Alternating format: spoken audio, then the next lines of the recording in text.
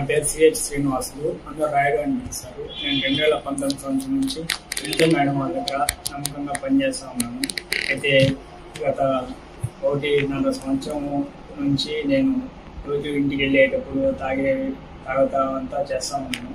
ఇవి నేను హేమంత్ అనే అతనికి చెప్తా ఉన్నాను, ఇంటికి వెళ్ళినప్పుడు తాగుతా ఉన్నాను అని చెప్పేసి. అయిపోయిన తర్వాత నవంబర్ నెలలో టీడీపీ జనసేన సమన్వయ మీటింగ్ జరిగింది. సమన్వయ మీటింగ్ జరిగినప్పుడు టీడీపీ పార్టీ ఆఫీస్కి వెళ్ళాను. పార్టీ ఆఫీస్కి వెళ్ళిన తర్వాత జనసేన పార్టీలో ఉండే పేట చంద్ర అనే అతను, ఎమ్మెల్యే సుధీరెడ్డి మనిషి సుజిత్ ఇద్దరు మాట్లాడుకుంటా ఉంటే నేను వాళ్ళ దగ్గరికి వెళ్ళాను. వాళ్ళ దగ్గరికి వెళ్ళినప్పుడు చంద్ర వచ్చేసి సుజిత్కి నన్ను పరిచయం చేశాడు. మీ ఎమ్మెల్యేకి మీ సీన్ ఉన్నాడు కదా, ఆ విధంగా మా మేడం వాళ్ళకి మాతో రాయుడు 4 గంటలు పక్కనే ఉంటాడు అని చెప్పేసి నన్ను అప్పుడు పరిచయం చేసి నా నెంబరు సుజిత్కి తీపించాడు. సుజిత్కి తీపించిన తర్వాత దానికి పక్క రోజు నేను రేణుగుంట నుంచి కళాశాలకు వెళ్తా ఉంటే ఆయన బస్టాండ్ దగ్గర చంద్ర బస్టాండ్ దగ్గర ఉన్నాడు. బస్టాండ్ దగ్గర ఉంటే మనతో ఇంటి వరకు వదులు రాను అని నేను చెప్పాను. చెప్తే సరే వదులుతాం లేదా రాయుడు, వదాం రా, నాకు హేమంత్ చెప్పాడు తాగుతామని చెప్పేసి. మేడం వాళ్ళు కూడా లేరు కదా, తాగుదామనేసి నన్ను కాళాశ్రీ ఎస్ఎస్ కళ్యాణ మండపం హైవేలో కాళాశ్రీ ఎస్ఎస్ కళ్యాణ మండపం దగ్గరికి తీసుకుని వెళ్ళి మందు తాగిపించాడు. మందు తాగిపించి తాగుతా ఉంటే సుజిత్ ఏమన్నా ఫోన్ చేశాడా అని అడిగాడు. లేదు నాకేం చేయలేదనా అని చెప్పాను. చెప్తానే నాకు జీతం ఎంత ఇస్తారు అవంతా అడిగాడు. నేను 8,000 ఇస్తాను నా అవంతా చెప్పాను. చెప్పిన తర్వాత సుజిత్ ఫోన్ చేస్తాడు. ఫోన్ చేసి మన మేడం వాళ్ళ గురించి విషయాలు అడుగుతాడు. అని చెప్పు, నేను డబ్బులు తీసాను వాడి కాడ అని చెప్పాడు. విషయాలు మనకి ఎందుకు చెప్తాను వాడికి సుజిత్కి అని చెప్తే, లేదు రాయుడు ఏం కాదు, వాడు మా పక్కన ఊరోడే, నువ్వు చెప్తా ఉండి నేను నీకు డబ్బులు తీసాను అని చెప్పాడు. చెప్పిన తర్వాత మళ్ళీ పక్క రోజు నాకు సుజిత్ ఫోన్ చేశాడు. సుజిత్ ఫోన్ చేసి చంద్ర ఏమన్నా చెప్పాడా అని అడిగాడు. మాతో ఫోన్ చేస్తారు, మా మేడం వాళ్ళ గురించి అడుగుతాడు, విషయాలు చెప్తా ఉండు, డబ్బులు ఇస్తాడు అని చెప్పాడు అని చెప్పాను. ఎంత డబ్బులు ఇస్తామని చెప్పాడు అని అడిగాడు. లేదు నాకు ఎంత ఇస్తామనేసి ఏం చెప్పలేదు, విషయాలు ఫోన్ చేస్తాడు, విషయాలు అడుగుతాడు, అది మాత్రం చెప్పు అని చెప్పి నేను డబ్బులు తీసాను అని చెప్పాను. సరే నేను ఇస్తానులే అని చెప్పి దానికి మళ్ళీ 2 రోజుల తర్వాత నేను మేడం వాళ్ళ ఇంటి దగ్గర ఉంటే పేట చంద్ర అని అతను ఫోన్ చేసి ఎస్ఎస్ కళ్యాణ మండపం దగ్గర ఉన్నాం రాయుడు, 1 నిమిషం వస్తావా మాట్లాడాలా అని చెప్తే నేను బండి వేసుకొని ఎస్ఎస్ కళ్యాణ మండపం దగ్గరికి వెళ్ళాను. బండి అక్కడికి వెళ్తే అక్కడ ఆల్రెడీ సుజిత్ చంద్ర కూర్చొని మంది తాగుతా ఉంటే నేను వెళ్తానే నాకు గ్లాస్లో పోసి తాగు రాయుడు అని చెప్పారు. లేదన్నా మేడం వాళ్ళు ఇంటికాడ ఉన్నారన్నా, నేను తాగితే వాసన వస్తుంది తెలుసుకోవాలి చెప్తారన్నా, మళ్ళీ ఇద్దరేనా అని చెప్తే 1 గ్లాస్ తాగని చెప్పేసి 1 గ్లాస్ ఇచ్చారు. 1 గ్లాస్ ఇచ్చిన తర్వాత నీకు చెప్పినాను కదా మేడం వాళ్ళ గురించి అడుగుతా ఉంటాడు, ఫోన్ విషయాలు అడుగుతాడు, డబ్బులు ఇస్తాడు అని చెప్పేసి చెప్పాను కదా అని చెప్పి అడిగినాడు. అవును నాకు చెప్పినారు నేను చెప్పాను. చెప్పిన తర్వాత 30 లక్షలు ఇస్తాడంటే సుజిత్ విషయాలు చెప్తా ఉంది అని చెప్పాడు. 30 లక్షలు అంత డబ్బులు ఎందుకు అని నీకు చెప్పావు కదా 8,000 చేస్తామని చెప్పేసి నేను అడిగిన బయట వెళ్ళి బాగా హ్యాపీగా ఉంటారు అని చెప్పేసి అప్పుడే నాకు 2 లక్షలు తీసిచ్చాడు.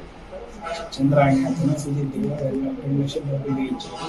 ఆ 2 లక్షల డబ్బులు నేను తీసుకొని నేను ఇంకా డబ్బులకి పెట్టుబడి ఇంకా డబ్బుల కోసం డబ్బుపై ఆశ చేసి ఇంకా 2 లక్షలు ఇచ్చారంటే ఇంకా 30 లక్షలు కూడా ఇస్తారు అని చెప్పేసి ఆ డబ్బులు కూడా తీసుకున్నాను అని చెప్పేసి నేను 2 లక్షల డబ్బులు తీసుకొని పార్టీ హౌస్కి వెళ్ళిపోయి అక్కడ నా రూమ్లో నా ర్యాక్లో నేను గ్యాస్ పెట్టేసి మళ్ళీ ఇంటికి వెళ్ళినప్పుడు ఇంటికాడ పెట్టేసి ఖర్చు పెట్టేస్తూ ఉంటే అప్పుడు నాకు సుజిత్ ఫోన్ చేయడం స్టార్ట్ చేశాడు. ఫోన్ చేసి విషయాలు అడుగుతా ఉన్నాడు, ఎక్కడ వెళ్తున్నారు, ఏం చేస్తున్నారు అంతా అడుగుతా ఉన్నాడు. నేను మొత్తం నేను చెప్తా ఉన్నాను. చెప్పేసి టికెట్ కోసం ఏమైనా ట్రై చేస్తున్నారా అవంతా అడిగారు. అవును మనతో పార్టీ హౌస్కి వెళ్తున్నారు, పార్టీ హౌస్లో మాట్లాడుతున్నారు, నాదేలా మనం మాట్లాడుతున్నారు, అది మొత్తం నేను చెప్పేసి ఇంకా ఎలక్షన్ అంతా అయిపోయింది. సుధీర్ రెడ్డికి టికెట్ వచ్చిన రోజు అన్న వచ్చేసి సుధీర్ రెడ్డిని మాతో సుధీర్ రెడ్డి వీడియో ఒకటి మాట్లాడి ఇప్పుడే కాదు ఇంకో వచ్చే 15 సంవత్సరాలు 20 సంవత్సరాలు మేమే ఇక్కడ ఉంటాము, మమ్మల్ని ఎవరు నుంచి లేదు అని చెప్పి వీడియో ఒకటి మాట్లాడుతూ ఉంటే నన్ను వాళ్ళు చూసి సుధీర్ రెడ్డిని తిట్టారు. వీడియో ఇంకో 6 నెలల ముందు వచ్చేసి టికెట్ తెచ్చుకొని ఓవర్ యాక్షన్ అంటూ ఉంటే నేను అప్పుడు వాడికి వాయిస్ మెసేజ్ వాట్సాప్లో రికార్డ్ చేసి వాడికి సుజిత్కి పెట్టాను. సుజిత్కి పెట్టిన తర్వాత చంద్ర వచ్చి నన్ను అడిగాడు, ఇంకా రికార్డ్ ఏదో పెట్టామంటున్నాయి అనేసి. అవునా సుజిత్ అడిగాడు, దానివల్ల రికార్డ్ ఆన్ చేసి పెట్టినా అని చెప్పాను. చెప్పింది సరేలే అనేసి తర్వాత మళ్ళీ ప్రచారాలు జరిగేటప్పుడు రోజు ఫోన్ చేసి అడగండి ఏమేమి మాతో పాటు రావడం లేదు, ప్రచారాలు ఇవి నేను సపరేట్గా ఎందుకు చేస్తున్నారు అంతా అడుగుతా ఉన్నారు. లేదు ఆయన సూర్యుడు ఫోన్ చేయడం లేదు అనేసి మేడం వాళ్ళు రావడం లేదు అనేసి నేను చెప్తా ఉన్నాను. 2 సార్లు పేట చిరంజీవి ఎవరు షాప్ ఎదురుగా బైక్ పార్కింగ్ దగ్గర కూడా నేను సుజిత్ చంద్ర ముగ్గురం కలిసి రెండు సార్లు అక్కడ మాట్లాడుకుంటా ఉన్నాము.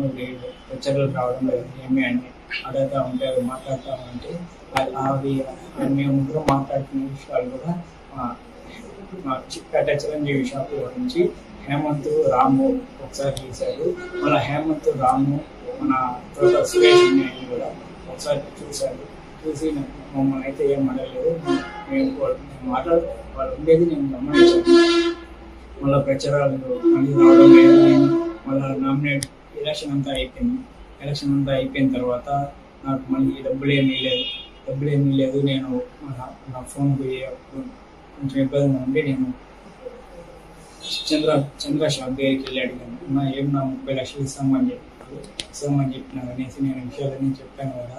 ఇప్పుడు నాకు కొంచెం ఇబ్బందిగా ఉన్నది, నాకు డబ్బులు అర్జెంట్ కావాలి అని చెప్తే పక్కన సరే రాయుడు నేను సీరియస్గా మాట్లాడి చెప్తాను రేపు రా అని చెప్పాడు. సరే అనేసి నేను అప్పుడు ఇంటికి వెళ్ళిపోయేసి మళ్ళీ పక్క రోజు చంద్ర షాప్ దగ్గరికి వెళ్ళాను. షాప్ దగ్గరికి వెళ్ళి ఏమన్నా మాట్లాడినావునా అంటే మనం మాట్లాడినాను అలా వేరే రమ్మన్నాడు అనేసి నేను బస్టాండ్ పక్కన గవర్నమెంట్ హాస్పిటల్ సందులో నుంచి అక్కడ గుంతలు ఎస్ఎస్ కళ్యాణ మండపం నుంచి ఎంజిఎం హాస్పిటల్ నుంచి రిలయన్స్ పెట్రోల్ బంక్ అట్లా శివనాథ పాలెము అక్కడ డ్యామ్ దగ్గరికి తీసుకుని వెళ్ళాడు. చంద్ర తీసుకుని వెళ్ళి అక్కడ ఆల్రెడీ సుజిత్ బ్యాగ్ పెట్టుకుని ఉంటే ఏం బాగా మాతో డబ్బులు ఇస్తామని చెప్తున్నాను కదా మా వాడికి అని చెప్పే లోపల వాడు నాకు 20 లక్షలు ఇచ్చాడు. 20 లక్షలు ఇచ్చే లోపల నేను చంద్ర అని అడిగినాను, నేను నువ్వు తీసాను 30 లక్షలు కదా మళ్ళీ ఏమన్నా 20 లక్షలు ఇచ్చారు అని చెప్తే లేదు దానికి ఆయన సూర్యరెడ్డితో ఏదో మాట్లాడతాడంట, ఇంకో పని ఏదో చేయాలంట, ఆ పని చేసిన తర్వాత ఆయన వేసాడంట 30 లక్షలు అని చెప్పి ఇప్పుడు అలోపు 20 లక్షలు పెట్టుకోవాలని చెప్పేసి ఇమ్మని చెప్పాడు అని చెప్పి సుజిత్ చెప్పాడు. సరే అనేసి నేను ఆ బ్యాగ్ తీసుకొని వెళ్తా ఉన్న టైంలో ఆయన చంద్ర వచ్చేసి వద్దురాయుడు నువ్వు ఈ డబ్బులు తీసుకోవద్దు, నువ్వు తీసుకుపోయినావు ఎక్కడైనా పెట్టావంటే ఎవరన్నా చూసారంటే మనం అందరం లిస్టులో పడతాము, మన గురించి ఎవరన్నా నువ్వు ఎక్కడ ఈ డబ్బులు దాచిపెట్టుకోలేవు, నువ్వు అడిగినప్పుడు చెప్పు, అంటే నీకు అవసరం పడినప్పుడు చెప్పు, నేను ఇస్తా ఉంటాను, నేను కూడా ఏం వాడుతూ ఉంటే నాకు అది పెట్టుకుంటాను అని చెప్పేసి దాంట్లో వచ్చి ఇంకో 2 లక్షలు తీసిచ్చాడు. 2 లక్షలు తీసిచ్చి నన్ను మళ్ళీ వెళ్ళిన రూట్లోనే వాళ్ళ షాప్ దగ్గర తింపేసి ఆయన షాప్లోకి వెళ్ళిపోయాడు. నేను ఆ 2 లక్షలు తీసుకొని ఇంకా నేను మా ఊరికి వెళ్ళిపోయేసి 2 రోజుల తర్వాత నేను కొత్త సిమ్ మార్చి వాళ్ళకి సుజిత్కి ఆ నెంబర్ తెలియకుండా ఉండేలోపు బీజేపీ విజయ్ అనే అతనితో పాటు ఒకసారి మా ఊరికి వచ్చాడు. మా ఊరికి వచ్చి విజయ్ మా ఊరికి వచ్చి నాతో మాట్లాడినాడు. సుజిత్ వచ్చేసి నాతో ఏమీ పోవడం లేదంటే నేను అక్కడికి ఆయన అడిగాడు. అవును నేను రోజు ఇంటిలో నుంచి వస్తానని చెప్పినాను, దానికి వద్దన్నారు, నేను సరైన సుఖమని అయిపోయినాను అని చెప్పాను. లేదు అట్లా పోకపోతే అట్లా నేను ఎమ్మెల్యే 30 లక్షలు ఇస్తామని చెప్పి ఇంకో పని చెప్తానని చెప్పాను కదా, పోతేనే కదా ఆ పని చేయగలుగుతావు, పోకపోతే అట్లా పోవాలని ఖచ్చితంగా వాడికి అని చెప్పాడు. వాడు చెప్పిన తర్వాత సరిగ్గా వెళ్తాను అని చెప్పాను. ఇప్పుడు వాడతానని నెంబర్ నాకు వెళ్ళి అని అడిగాడు. వాడు అడిగేలోపు నేను అప్పుడు కొత్త సిమ్ తీసుకోండి, ఆ కొత్త సిమ్ నెంబర్ వాడికి ఇచ్చాను. వచ్చిన తర్వాత ముందులాగా నేను ఫోన్ చేసి ఎక్కడ వెళ్తున్నారు ఏమి విషయాలు తర్వాత ఉన్నారు నేను చెప్తా ఉన్నాను. ఒకసారి మీ సార్ని చంపేమన్నాడు ఎమ్మెల్యే అని చెప్పాడు.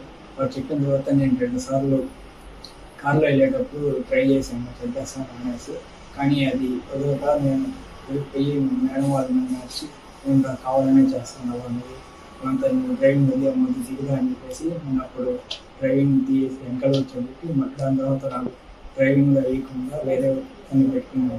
నేను సుజిత్కి చెప్పాను, చెప్పినప్పుడు చేస్తానండి, అది చేసి నాకు కారు ఇవ్వడం లేదు, డ్రైవర్ని మార్చేసినారు అని చెప్పాను. చెప్పిన తర్వాత సరేలే అనేసి గమనైపోయిన తర్వాత ఏప్రిల్ 6వ తారీఖు నాకు నైట్ ఫోన్ చేసి కోకోకోలా ఫ్యాక్టరీ దగ్గర రూమ్లోకి రమ్మని చెప్పారు. నేను అప్పుడు ఇంటికి ఆఫీస్ దగ్గర ఆలస్యంలో పార్టీ నుంచి మా ఊరు ఆర్చికాడికి వెళ్ళి అక్కడ అతని కోసం వెయిట్ చేస్తా ఉన్నాను.